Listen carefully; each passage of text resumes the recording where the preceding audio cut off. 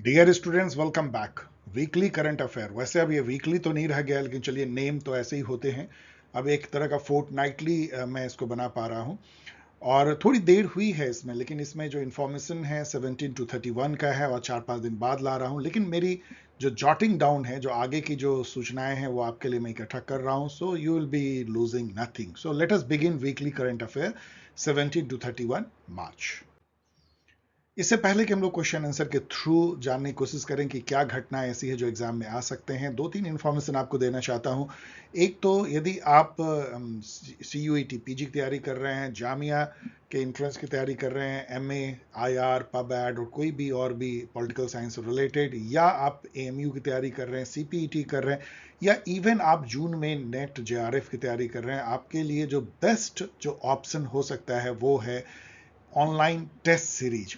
और अब तो वो ऑफलाइन भी है, ऑनलाइन भी है, उसमें रिकॉर्डेड सेशन भी है। मैं खुद कोशिश करता हूँ जितनी मैं कर सकता हूँ गाइड करने की, डाउट क्लियर करने की, और बहुत अच्छा एक माहौल है जिसमें कि मुझे बहुत खुशी है कि एक तरह का नॉलेज का आदान प्रदान हो रहा है और काफ़ी लोग मेरे साथ जुड़े हुए हैं। यदि आप भी उससे जुड़ना चाहते हैं, यदि इन सब एग्ज़ाम की तैयारी कर रहे हैं, तो अपना male and Telegram mobile number इस ईमेल आईडी को भेजें। और यहाँ मैं बताना चाहूँगा, कोई भी लेट से ज्वाइन करने पे इस पर कुछ भी लूज नहीं करता, क्योंकि सारे जो टेस्ट पेपर हैं वो अवेलेबल हैं, आप उसको प्ले कर सकते हैं, वो भी लाइव, मतलब गूगल फॉर्म पे। और सारे जो रिकॉर्डेड काउंसलिंग सेशन हैं वो भी रिकॉर्डेड अवेलेबल हैं, आप उसको बार बार देख सकते हैं। यहाँ इस तरीके से मैंने आपको बता दिया, इसको आप इस पर मेल भेज सकते हो। ऑफकोर्स ये फ्री नहीं है, लेकिन नॉमिनल कॉस्ट पे है। मैं इसलिए SCU की ET गाइड के बारे में बात कर रहा हूँ क्योंकि बहुत लोगों को पता ही नहीं है। मुझे लगातार मेल मिल रहे हैं कि सर SCU एग्जाम आ रहा है, आपने गाइड निकाला कि नहीं। मैंने बहुत मेहनत से गाइड को अपडेट किया, निकाला। इसमें ये सारे फैक्ट्स हैं जो कहीं आपको और नहीं मिलेंगे। और ये अमेजन पे है, किंडल वर्सन है। किंडल वर्सन में जितनी ब्यूटी है अब आपको पता चल रही होगी। इसका लिंक यहाँ पे दिया गया है। वैसे आप amazon.in पे जाएं और पॉल साइंस हेल्प यदि आप लिखेंगे तो सारे जो बुक है अमेजन पे वो दिखने लगेगी। नॉमिनल कॉस्ट पे ये अवेलेबल है। अब आइए हम लोग जो है तेजी से देखते हैं इंटरनेशनल रिलेशन में क्या घटनाएं हुई हैं इन 15 दिनों में, 17 से 31 मार्च के बीच में, जो एग्जामिनेशन के लिए इंपॉर्टेंट है। देखिए, ये दोनों कंट्री के बीच में अब तो यहाँ पे आपको क्वेश्चन ये पूछा जा रहा है कि सेनकाकू आइलैंड का जो डिस्प्यूट है, जो ईस्ट चाइना सी में है, इसकी मैंने मैप दी है, ये किन दो कंट्री में। यदि आप मैप भी देखेंगे तो आपको 3 कंट्री दिखेगी, चाइना, साउथ कोरिया, जापान। यहाँ पे आपको ताइवान भी दिखेगा। लेकिन जो इसमें जो मेन जो डिफरेंस है वो चाइना और जापान में है, सेनकाकू आइलैंड को। इस आइलैंड को जो चाइना है ये दियाओई कहता है, और जापान इसको सेनकाकू कहते हैं। और ये अनमैन्ड है, इस पे कोई आदमी रहता नहीं, और दोनों कंट्री अपना इस पे दावा जताते हैं। ये क्वेश्चन इंपॉर्टेंट है, पूछा जा सकता है। सो ये चाइना जापान इसका आंसर हो। अब यहाँ पे आइए, दो कंट्री का मैं जिक्र कर रहा हूँ, एक यूरोपियन एक एशियन, जहाँ पे कि थोड़ी घमासान मची हुई। एक घमासान तो बंद हो गई है, दूसरी अभी चल रही है। एक है ये कंट्री, आप देख सकते हैं, इसके प्रेसिडेंट है, नाम तो मैं भी आपको नहीं बता रहा हूँ, आप रोक करके थोड़ा गेस कर लीजिए। मैं पूछ रहा हूँ कि किस यूरोपियन कंट्री में पेंशन के मामले को लेके, पेंशन रिफॉर्म को लेके, बेसिकली यहाँ पे यहाँ के जो राष्ट्रपति हैं मिस्टर मैक्रोन, यहाँ आप देख रहे हैं, उन्होंने वहाँ पे जो एज है रिटायरमेंट की उसको बढ़ाने का फैसला लिया। अब उससे जो है गवर्नमेंट, सरकारी कर्मचारी जिनका एज बढ़ाया जा रहा था रिटायरमेंट का, वो सड़क पे आ गया। आपको बहुत आश्चर्य लग रहा होगा, इंडिया में तो सरकारी ऑफिसर्स एज बढ़ाने पे जुलूस निकालेंगे, खुशी में मिठाइयाँ बांटेंगे, तो वहाँ पे ऐसा क्यों होता है? उसका कारण ये है कि दोनों के कंट्री के कल्चर, जीवन जीने की पद्धति और जॉब के बारे में नजरिया जो है बिल्कुल अलग अलग है। वहाँ पे यूरोपियन कंट्री में लोग जल्दी रिटायर होना चाहते हैं, क्योंकि उनका मानना है कि रिटायरमेंट के बाद ही रियल जो है लाइफ शुरू होती है, जिसमें कि आप पूरे जीवन को आज़ादी के साथ जी सकते हैं, क्योंकि आपके पास इनफ पैसे हैं। इंडिया में जो है लोग ये सोचते हैं कि जब तक काम करते रहो तब तक ही जीवन है, जब बैठ गए तो जीवन खत्म हो गई। इस कल्चर के चलते यहाँ लोग लेट से रिटायर होना चाहते हैं, वहाँ जल्दी रिटायर होना चाहते हैं। लेकिन इससे जुड़ा हुआ एक इकोनॉमिक फैक्ट भी है, जो कि बहुत पहले रिकार्डो ने भी कहा था और कई लोगों ने भी, कि कोई भी सरकार यदि बैठे बिठाए पेंशन दे लोगों को, रिटायर्ड लोगों को, तो उसको उससे बहुत ज़्यादा संख्या में वर्किंग एम्प्लॉय चाहिए, जो लॉट्स ऑफ प्रोडक्टिविटी करे, लॉट्स ऑफ रेवेन्यू जनरेट करे। तभी जो है आप पेंशन के लिए इकट्ठा रेवेन्यू कर सकते हो। इसलिए सरकार जो है वो वहां पे रिटायरमेंट की एज बढ़ा रही है, जिससे कि लोग ज़्यादा से ज़्यादा वर्किंग पॉपुलेशन हो तो रिटायर्ड लोगों को पेंशन दे सके। ये कंट्री है France. Which Asian country has faced prospect of a civil war? इस कंट्री में तो सिविल वॉर की नौबत आ गई। इस कंट्री की पॉपुलेशन मात्र करीब 94 लाख या 1 करोड़ से थोड़ी कम है, और उसमें 5 लाख से अधिक लोग जो सड़कों पे निकल आए। और क्यों निकल आए? क्योंकि वहां के जो ये प्रधानमंत्री हैं, आप इनको देख सकते हैं, नेतन्याहू, इन्होंने घोषणा कर दी कि हम सुप्रीम कोर्ट के पावर को कर्टेल करेंगे। वहां पे just like India, supreme court parliament से ऊपर होती है। वो सुओ मोटो जो है कई एक्शन ले सकती है, और वो उसकी जो अपॉइंटमेंट जजेस की होती है उसमें भी एग्जीक्यूटिव का रोल नहीं होता है। तो इन सब को लेकर के उन्होंने इस टाइप का एक कानून में बदलाव लाने की कोशिश की, जिससे कि सुप्रीम कोर्ट जो है पार्लियामेंट के द्वारा बनाए गए कानून को जुडिशियल रिव्यू ना कर सके, उसको डस्टबिन में ना फेंक सके, और जजेस के अपॉइंटमेंट में सरकार का पूरा दखल हो। इसको लेकर के वहां के लोगों में बहुत बेचैनी हुई कि ये जुडिशरी को जो है डाइल्यूट कर दिया जाएगा, ये ऑथोरिटेरियन जो है राज स्थापित करने की है, और इसके चलते इनका ऐसा भयानक विरोध हुआ कि इनको वो कानून के जो प्रस्ताव थे उसको वापस लेना पड़ा। जिस कंट्री की हम बात कर रहे हैं वो इजराइल। अब हम साइक्लोन फ्रेडी की बात कर रहे हैं, जिसने 350 से अधिक लोगों को मार दिया। किस कंट्री में है? और वो कंट्री अफ्रीका का मालावी है। अब मालावी यदि देखेंगे तो ये अफ्रीका का मैप है। यहाँ पे आप देख सकते हैं, यहाँ पे ईस्टर्न साइड में यहाँ एक रिफ्ट वैली है। रिफ्ट वैली मतलब कि एक ज्योग्राफिकल होती है जिसमें कि खाई पूरी दर्रा बनती है, उसको रिफ्ट वैली कहते हैं। उस रिफ्ट वैली के एक छोर पे जो है मालावी नाम का एक छोटा सा ये है। अब यहाँ पे देखिए, ये भूमध्य सागर, थोड़ी ज्योग्राफी आपको बता रहा हूँ। भूमध्य सागर के इस तरफ जो है ये स्पेन, पुर्तगाल है, और ये पूरा यूरोप है, और ये जो है एशिया हो जाती है, जिसको अरेबियन पेनिनसुला कहते हैं, और इधर जो कहीं पे भारत होगा, आप समझने के लिए। ओके, तो ये कंट्री मालावी है, cyclone Freddy. International criminal court अभी बहुत न्यूज में है, क्योंकि इसने क्या किया, अभी अरेस्ट वारंट इशू कर दिया। मेरा क्वेश्चन है कि किस नेता के अगेंस्ट उसने अरेस्ट वारंट इशू कर दिया है? और वो नेता है व्लादिमीर पुतिन, रसिया के। आईसीसी से रिलेटेड जो है, आईसीसी है क्या? इंटरनेशनल क्रिमिनल कोर्ट जैसा नाम ही है। यदि देश में, यदि कोई कंट्री में नहीं यदि न्याय मिलती है और कंट्री नहीं ले पाता है, तो इवन इंटरनेशनल क्रिमिनल कोर्ट भी जो है उसका संज्ञान ले सकता है। किसी भी कंट्री में यदि अपराध हुआ हो, क्रिमिनल अपराध, और उसके अगेंस्ट में कार्रवाई कर सकता है। तो इन्होंने पुतिन के अगेंस्ट में यूक्रेन के वॉर में ज्यादती करने और बच्चों को मारने, बुका में आपको पता है कितने सब मिले थे, इन सब के चलते उन्होंने उस पर कार्रवाई की, इन्वेस्टिगेशन किया और अरेस्ट वारंट निकाला। अब लेकिन दिक्कत यह है कि इसको मानता कौन है? अब उनको गिरफ्तार कौन करेगा? यदि मान लीजिए आईसीसी ने यदि पुतिन को गिरफ्तार करने की ऑर्डर दे भी दिए, तो क्या कोई सेना थोड़ी भेजने वाले, कोई वर्ल्ड गवर्नमेंट तो है नहीं जो पकड़ के ले आएगी। तो ये तो बस कागजी है, पुतिन ने तो उसको माना ही नहीं। यहाँ ये भी आपको बता दें कि आईसीसी जो है उसको ना तो इंडिया मानती है, ना रसिया मानती है, ना चाइना मानती है, ना यूएसए मानती है। वैसे 120 से अधिक देश इसको मानते हैं। इसके बारे में मैंने बहुत कुछ बताया है जो एग्जाम में पूछा जाता है। यदि आप पॉलिटिकल साइंस के स्टूडेंट हैं तो जरूर इन सब को जो है बढ़िया से पढ़ लीजिए, तब आप आगे बढ़िए। The country with the most terrorist attack and death in south Asia. कौन सा कंट्री है जो साउथ एशिया में जहां सबसे ज्यादा उग्रवाद की घटना होती है, टेररिस्ट घटना होती है और लोग मारे जाते हैं? पहले वो अफगानिस्तान था, अब वो पाकिस्तान नंबर 1 पे हो गया है। Who is Ravi Chaudhary? हम लोग हमेशा जो पीआईओ मतलब पीपुल ऑफ इंडियन ओरिजिन जो होते हैं उनकी हम लोग जो है गुणगान करते हैं, जिक्र करते हैं, जिन्होंने कि देश का झंडा लहराया है। ऋषि सुनाक को आप देख लीजिए, कमला हैरिस को देखिए, और कई तमाम ऐसे लोग हैं जो कि हमारे देश का नाम गौरव कर रहे हैं, विदेशों में अच्छे अच्छे पोस्ट पे वो हैं। रवि चौधरी उसमें एक और नाम जुड़ जाता है। He is selected as assistant secretary of defence. USA में बहुत बड़ा पोस्ट होता है असिस्टेंट सेक्रेटरी ऑफ डिफेंस, और उसमें रवि चौधरी को सेलेक्ट किया गया है।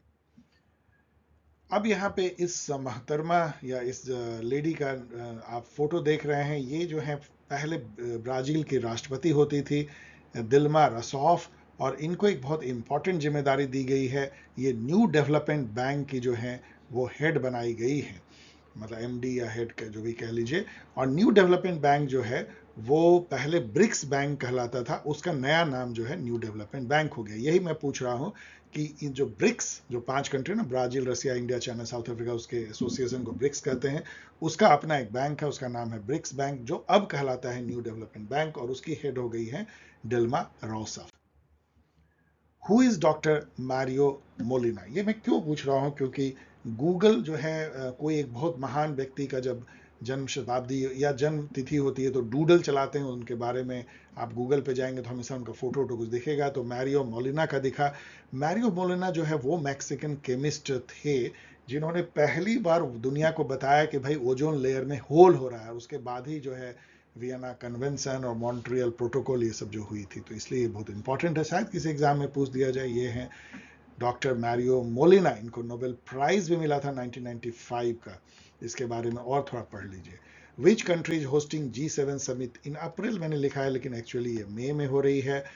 तो आपको पता है G7 जो है वो सबसे 7 जो डेवलप्ड कंट्री हैं, USA, UK, France, Italy, Canada and Japan, इन सब का एसोसिएशन है। और जापान जो है इस बार होस्ट कर रहा है, वो चेयर भी है, मतलब प्रेसिडेंट भी है G7 का। और वहीं पे जो है इसकी सालाना जो एक बैठक होती है, समिट, वो मई 19 या 20 को हो रही है।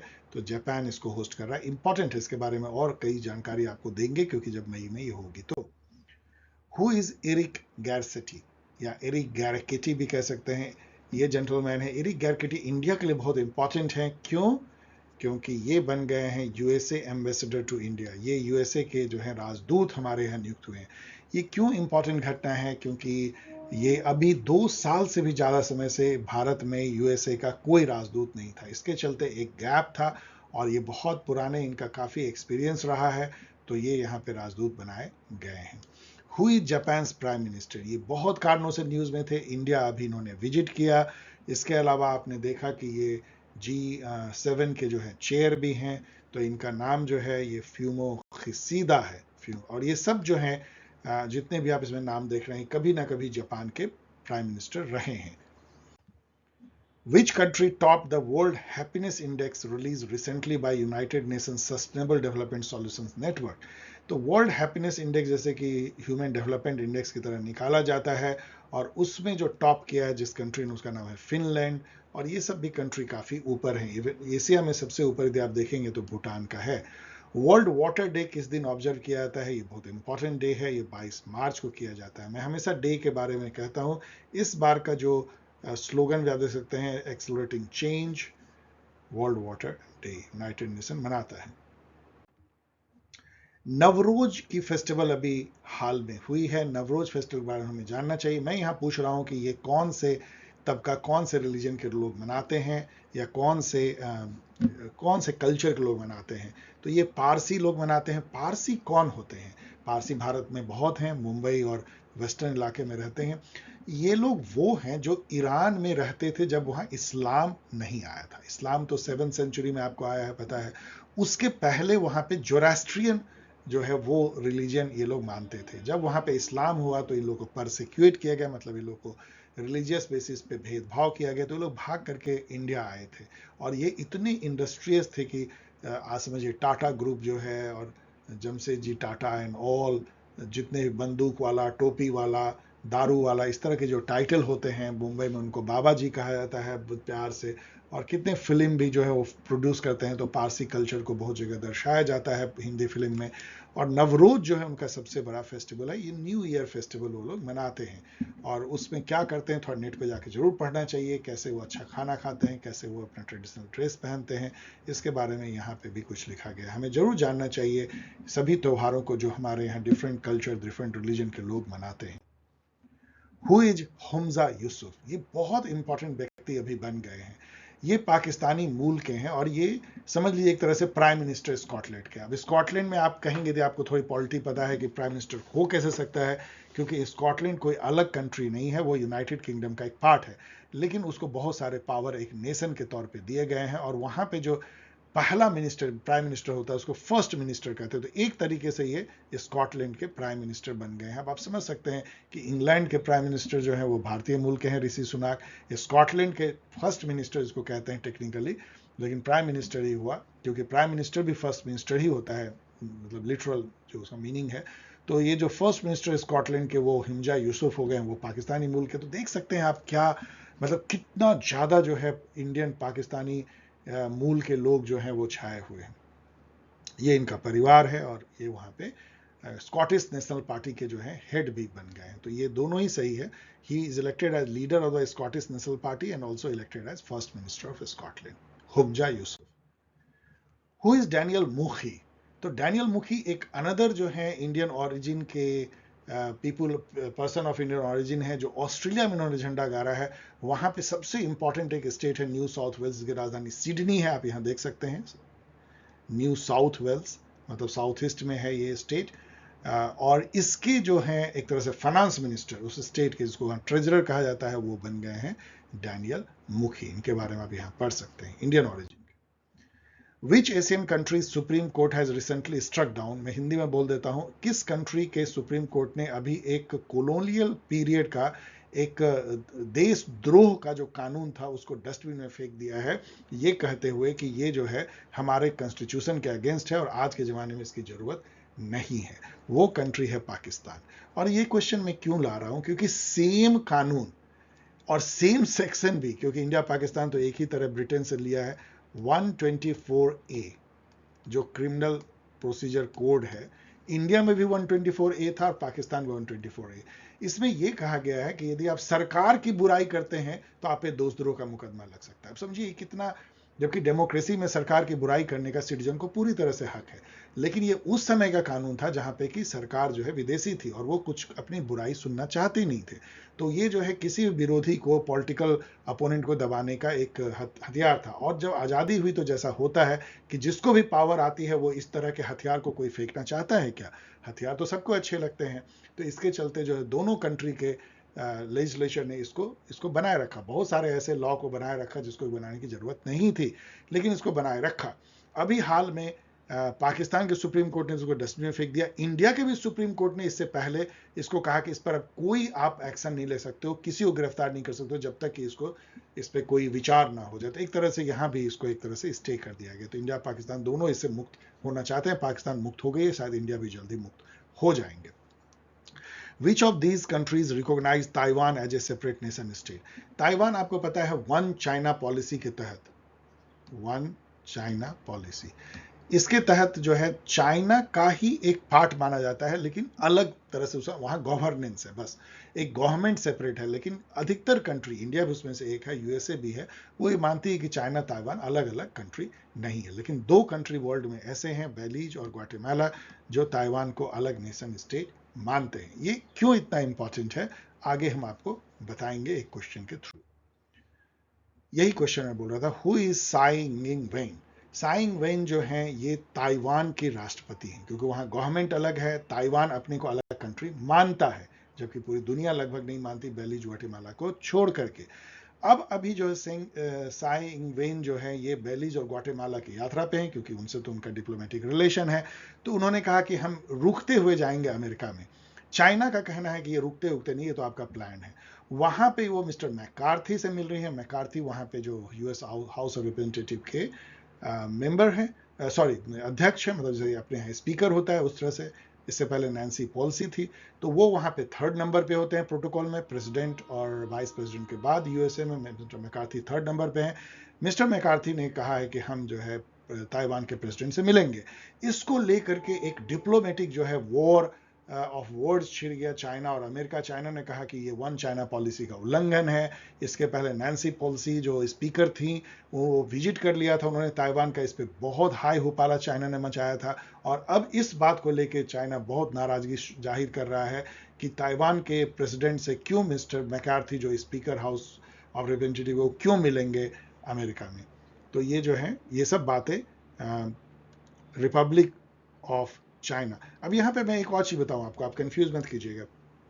ताइवान अपने को आरओसी कहता है, रिपब्लिक ऑफ चाइना, और जो जिसको असली चाइना हम मानते हैं वो अपने को क्या कहता है, people's republic of China, PRC. तो ये पीआरसी, ये आरओसी, दो चाइना है, लेकिन वन चाइना पॉलिसी है। बहुत कंफ्यूजिंग है। ऑफकोर्स इसका पूरा इतिहास आप पढ़ेंगे तो और आपको बहुत ज़्यादा कंफ्यूजन लगेगा कि क्यों ताइवान चाइना से अलग हुआ और कैसे जो है ये अपने को अलग मानता है, क्यों जो है पूरी दुनिया वन चाइना पॉलिसी अपनाती है। इसमें इतनी सारी इंटरेस्टिंग बातें हैं कि यहाँ पे बोलेंगे तो काफ़ी लंबा हो जाएगा। Which country recently joined the Comprehensive and Progressive Agreement for Trans-Pacific Partnership? ये बहुत इंपॉर्टेंट है, जो कि छिपा हुआ है, आपको कई एग्जाम में पूछा जा सकता है। जो ये मैंने अभी आपको CPTPP बताया, इसके बारे में यहाँ पढ़ लीजिएगा कौन कौन इसके मेंबर हैं। अभी इसको जो है रिसेंटली इसको ज्वाइन किया है यूके ने। आप इसको जस्ट चेक कर लीजिएगा, मैं थोड़ा मेमोरी से बोल रहा हूँ क्योंकि एक दो दिन पहले मैंने बनाया है, मैं क्वेश्चन मार्क कर रहा हूँ, लेकिन मुझे लगता है यूके ने इसको ज्वाइन किया है। तो ये जो है इंपॉर्टेंट इसलिए है कि एक समय में इससे जो है यूएसए इससे हट गया था और इसमें 11 कंट्री बचे थे, और अब इसमें आप देख सकते हैं कि यूके भी इसमें शामिल हो गया है। तो बहुत इंपॉर्टेंट ये है। Which country is now almost certain to join NATO after ratification by Turkey? ये तो मैंने 4 दिन पहले बनाया था। इस कंट्री का नाम है फिनलैंड, जो कि नाटो में शामिल होना था। अब तो ये हो भी चुका है, मैंने यहाँ लिख भी दिया है कि फिनलैंड ने कल जो है 4 अप्रैल को नाटो ज्वाइन कर लिया। नाटो में उसके पहले 30 मेंबर थे, इसका मतलब ये 31st मेंबर के रूप में इसने जो है फिनलैंड ने ज्वाइन किया। यहाँ पे आप बता दें कि यूक्रेन भी इसको ज्वाइन करना चाहता है, स्वीडन भी, और कई। यहाँ एक और बात आपको बता दें कि इसी इश्यू पे जो है यूक्रेन रसिया का वॉर चल रहा है, क्योंकि नाटो के एक्सपेंशन को, ईस्ट वार्ड एक्सपेंशन को रसिया अपने लिए एग्जिस्टेंशियल थ्रेट मानता है। आपको यहाँ ये पता होना चाहिए कि नाटो 1949 में बना था, वर्ल्ड वॉर 2 के टाइम में, एक सिक्योरिटी अलायंस, जो कॉमन सिक्योरिटी अलायंस बोलते हैं कि एक कंट्री पे अटैक होगा तो सब पे अटैक माना जाएगा, कलेक्टिव सिक्योरिटी का। उसके अगेंस्ट में वॉर्सो पैक्ट जो है 1955 में बना था। लेकिन जब कोल्ड वॉर जब खत्म हुआ तो वॉर्सो पैक्ट को डिसबैंड कर दिया गया, लेकिन नाटो बना रहा। ना ही केवल बना रहा, बल्कि वो ईस्टवार्ड, वो अपने एक एक करके ईस्टर्न यूरोप के कंट्री को अपने में मिलाता गया। इससे रसिया को ये फील होता है कि नाटो उसके दरवाजे तक पहुंच गया है और वो उसके लिए सिक्योरिटी थ्रेट है। यहाँ ये भी बताना जरूरी है कि फिनलैंड और स्वीडन दोनों जो है ये न्यूट्रलिटी की नीति अपनाते थे, नॉन अलाइन टाइप की, कि हम ना तो अमेरिका के कैंप में हैं और ना ही रसिया कैंप में। लेकिन अभी उन्होंने अपनी न्यूट्रलिटी को तोड़ करके वो नाटो में शामिल हो गए, क्योंकि फिनलैंड को बहुत डर लगता है रसिया से। आपको यहाँ ये भी बता दें कि वर्ल्ड वॉर 2 के टाइम में फिनलैंड पे जो है रसिया की नज़र थी, और फिनलैंड बहुत मुश्किल से बचा था। जर्मनी ने भी उस पर अटैक किया था। और फिनलैंड का यदि आप ज्योग्राफी देखिएगा, मैं बहुत पास तक गया हूँ वहाँ पे, तो वो जो है एकदम रसिया से सटा हुआ है। जो रसिया का जो टाउन है सेंट पीटर्सबर्ग, वो एक तरह से फिनलैंड के एकदम बिल्कुल बगल में है। तो इसके चलते जो है फिनलैंड को एक खतरा रसिया से लगता है, और वो नाटो में उसके चलते शामिल हुआ है। अब आइए हम लोग इंडियन न्यूज़ देखते हैं, जो बहुत ज़्यादा नहीं है, क्योंकि बहुत ज़्यादा एग्जाम में पूछे जाने वाले न्यूज़ मुझे इंडिया के आजकल मिल ही नहीं रहे हैं। लेकिन फिर भी देखिए, श्री अन्न मिशन जो है ये किस क्रॉप से रिलेटेड है? अभी जो है ये हुई ग्लोबल मिलेट कॉन्फ्रेंस हुआ 2023 का। मैं पूछ रहा हूँ, पहले ये क्वेश्चन देखते हैं, ये 19 मार्च को हुआ, कहाँ पे हुआ? तो ये जो है न्यू दिल्ली में हुई, और यहीं पे जो है श्री अन्न मिशन योजना या श्री अन्न मिशन लॉन्च किया गया, जो कि मिलेट से रिलेटेड। मिलेट किसको बोलते हैं? जो आप कह सकते हैं कोर्स ग्रेन होता है, मतलब जो गरीब का अन्न पहले माना था, ज्वार, बाजरा, रागी। लेकिन आजकल उसकी इतनी वैल्यू हो गई, क्योंकि उसको जो है वो रफ होता है और उसको पेट के लिए बहुत अच्छा माना जाता है, हेल्दी माना जाता है। तो कई लोग जो हैं इसको ज्वार, बाजरा, रागी को गेहूं में मिला करके खाते हैं, और उसको मल्टी ग्रेन जो है आटा कहते हैं, जो महंगा मिलता है। तो मिलेट को बढ़ावा देने के लिए श्री अन्न मिशन का प्रधानमंत्री ने घोषणा की है। India designated it's first dark sky reserve in. अब डार्क स्काई रिजर्व मैंने यहाँ पे दिया भी है फोटो। ये क्या होता है? बहुत क्लियर स्काई मिले आपको, जहाँ पे कि अब तारे और स्टार, और रात में जो है वो कॉन्स्टलेशन जो होती है, ध्रुव तारा किधर है, सप्तऋषि किधर है, बिल्कुल क्लियर यदि दिखे आपको इस पॉल्यूशन के एज में, तो कौन देखना नहीं चाहेगा? तो ये जो है डार्क स्काई रिजर्व बनाया गया। यहाँ पे लोग आते हैं, टूरिस्ट वहाँ रहते हैं और रात का जो है आनंद लेते हैं। ये लद्दाख में बनाया गया है, लद्दाख की राजधानी लेह में।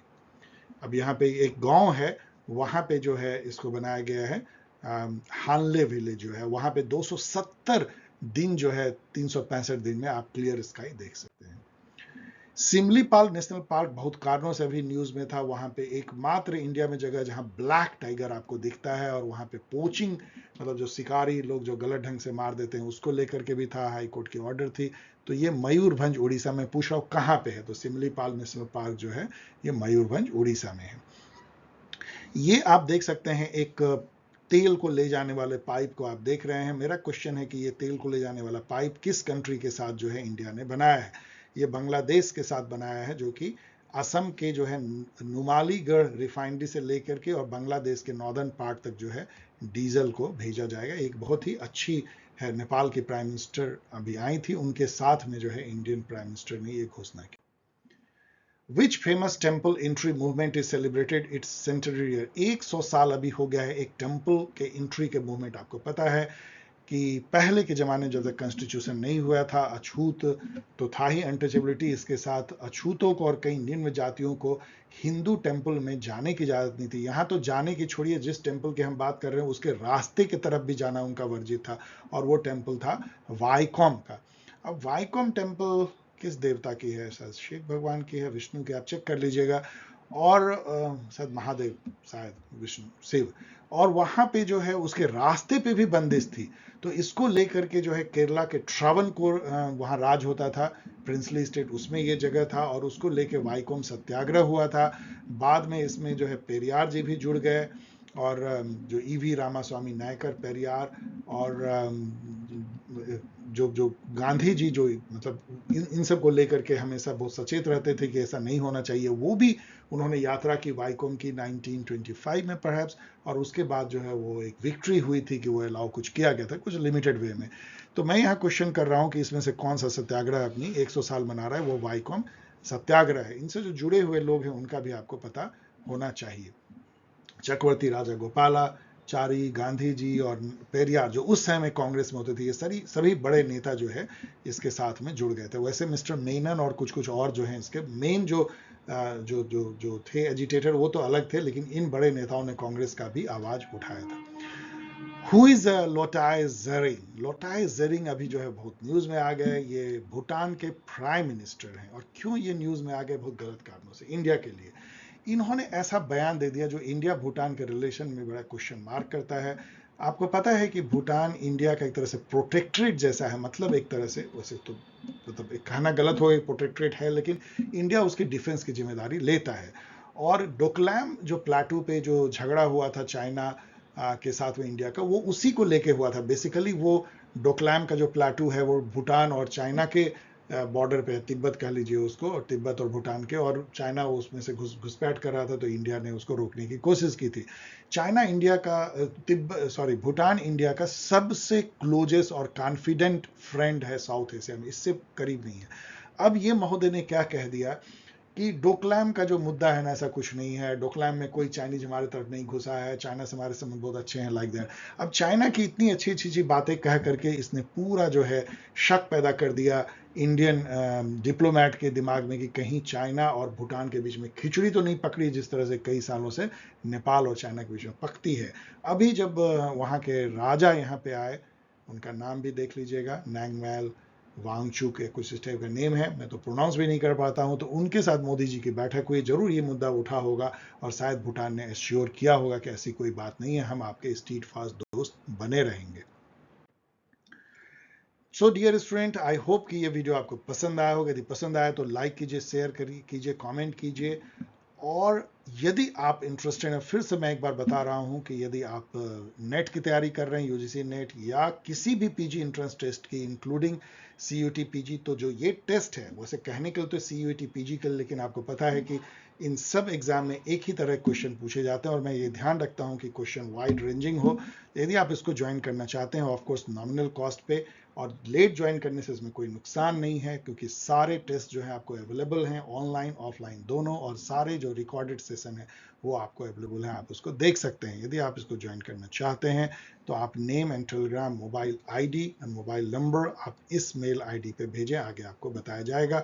और यदि आप एसएयू का एग्जाम दे रहे हैं तो आपको पता होना चाहिए कि एसएयू की एग्जाम गाइड ऑलरेडी पब्लिश हो चुकी है अमेजन पे, जिसको आप नॉमिनल कॉस्ट पे यहाँ से ले सकते हैं। Thank you very much for watching.